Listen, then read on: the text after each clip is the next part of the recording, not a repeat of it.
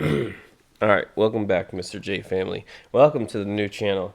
This is Mr. J, geopolitics, and other stuff. Separate from my other channel because people come to my other channel for different stuff. So I decided to keep it separate. Just so people... You get the point. Anyways, for my first video today, I'm gonna rag on the green t-shirt, as I call him, or Volodymyr Zelenskyy, the actor slash dancer slash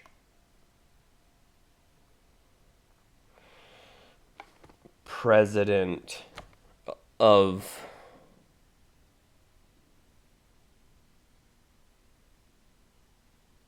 the Ukraine.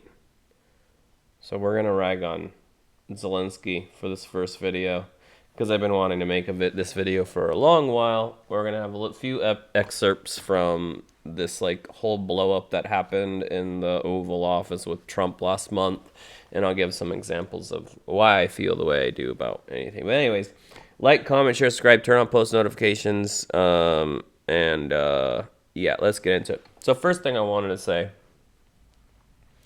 is people made a big stink a month ago because in jest, a reporter asked Zelenskyy a pretty good question, in my opinion, and that's, why don't you wear a suit ever? Because he's always wearing the dumb green t-shirt. That's why I call him the green t-shirt, because he's always got the stupid t-shirt on. But anywho, and then I saw when people were covering this a month ago, people in comment sections were like, "Who cares what he's wearing? He's in a war. He's supporting his troops in solidarity by wearing the green t-shirt. Blah blah blah." It doesn't matter. You want to know why? First, let's hear it. No. Why don't you wear a suit? Why? Why don't you wear a suit? You're the highest level in this country's office, and you refuse to wear a suit. Just want to see, do you own a suit? Yeah, you have problems. A lot of Americans have problems with you not Really? respecting I don't have this such. office. I will wear. And that's true. A lot of Americans do have an issue with him always coming in his green t-shirt. Well, it's more of a Henley, but you get the point. Costume after this war will finish. Okay. This office. I will wear costume after this war will finish. Okay. And costume, I think, is kind of a translation error. I'm not going to rag on him for that because I think it's because he's, contrary to popular belief, this dude is, his first language is Russian, not Ukrainian. But I think costume is a kind of a direct translation of a suit. So, and people, the Russians and or Ukrainians, I don't care, in the comments, maybe you can let me know if I'm correct, but that's what I believe it is. I speak some Russian, and I talk to a lot of Russians. Anyways, but he says that he'll wear costume after the conflict. I will wear costume after this war will finish. Okay.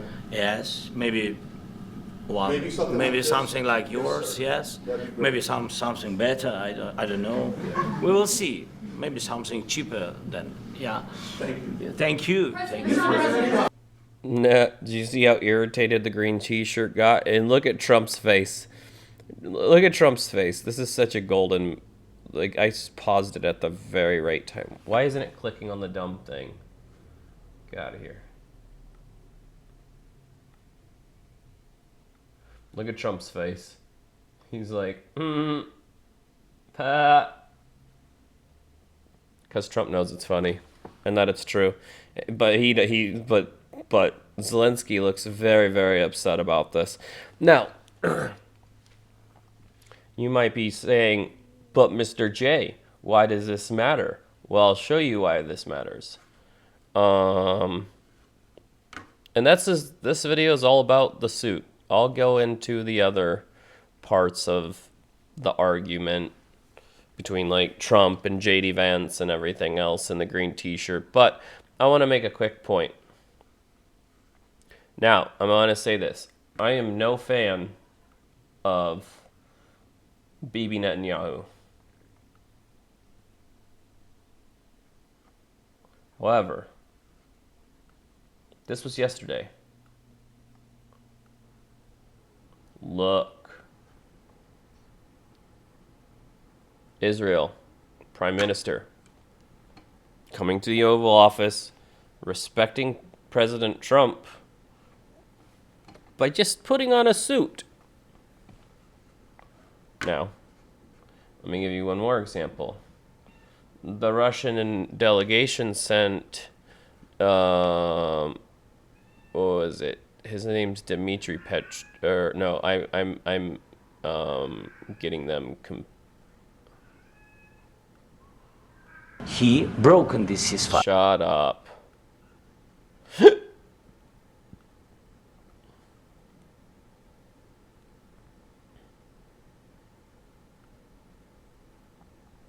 So Russia sent a delegation to meet with.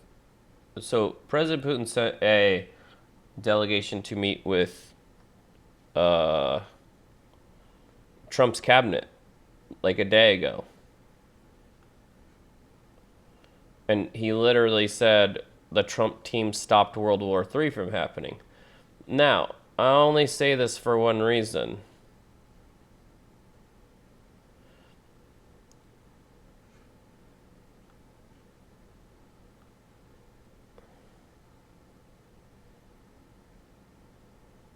So,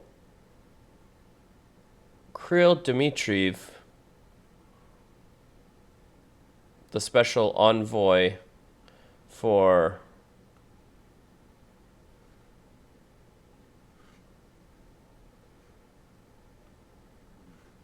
here, this should work.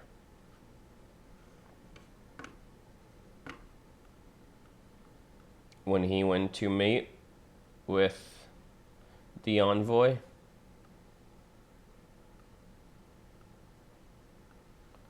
he wore a frickin' suit.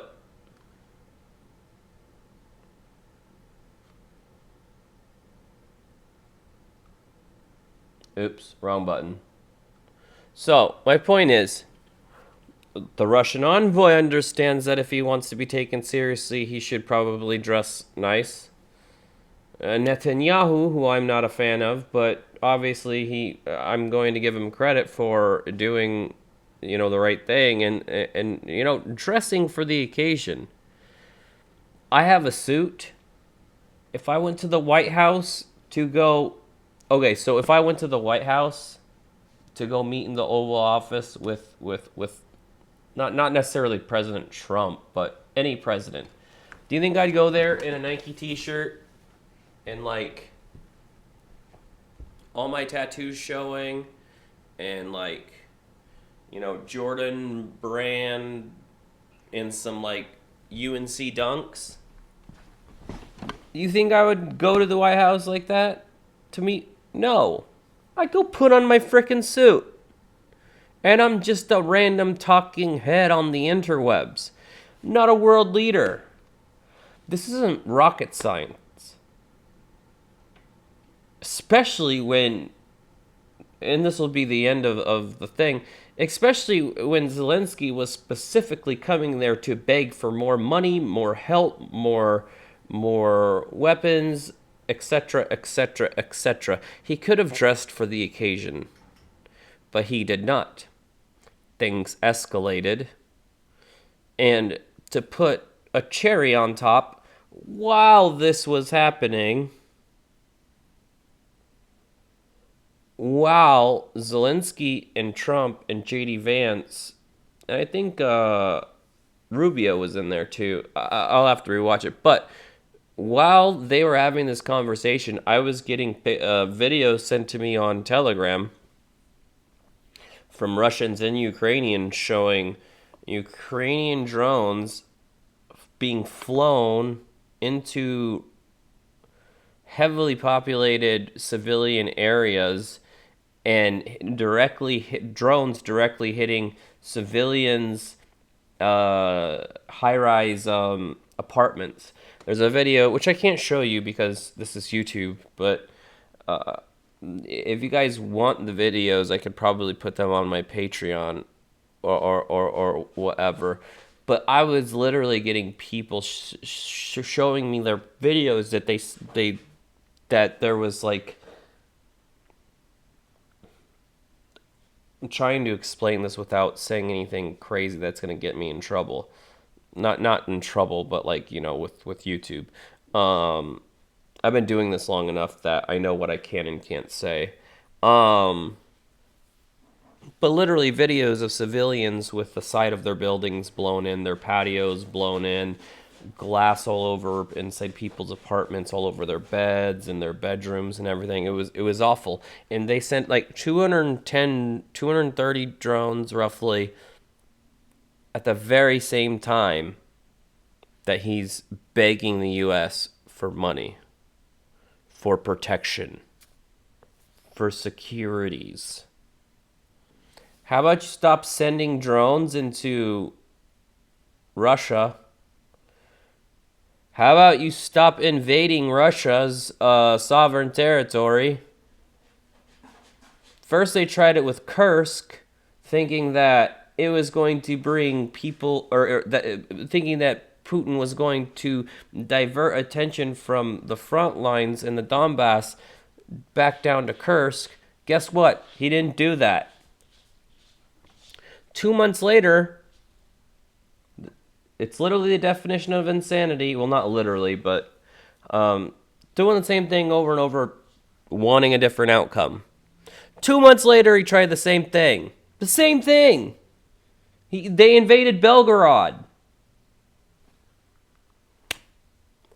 At what point does Ukraine stop being the victim if they're invading sovereign territory of Russia?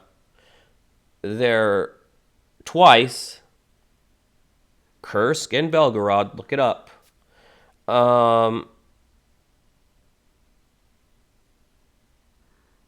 And they're also hitting like tons of civilian.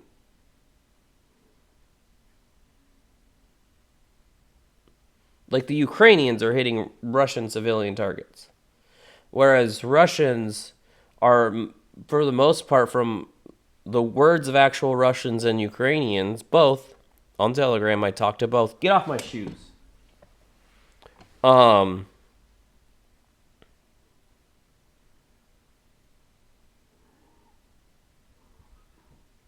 How can you beg for peace and securities when you're poking the big, angry Russian bear?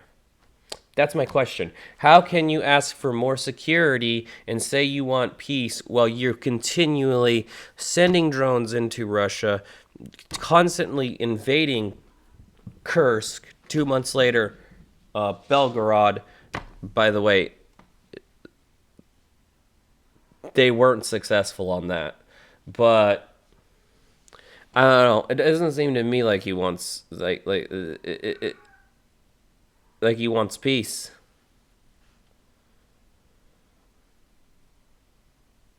I don't know. Let me know what you think in the comments. This has been Mr. J with Mr. J's whatever this channel is called. Let me know what you think in the comments. Like, comment, share, subscribe, turn on post notifications, and I'll see you in the next one. Peace.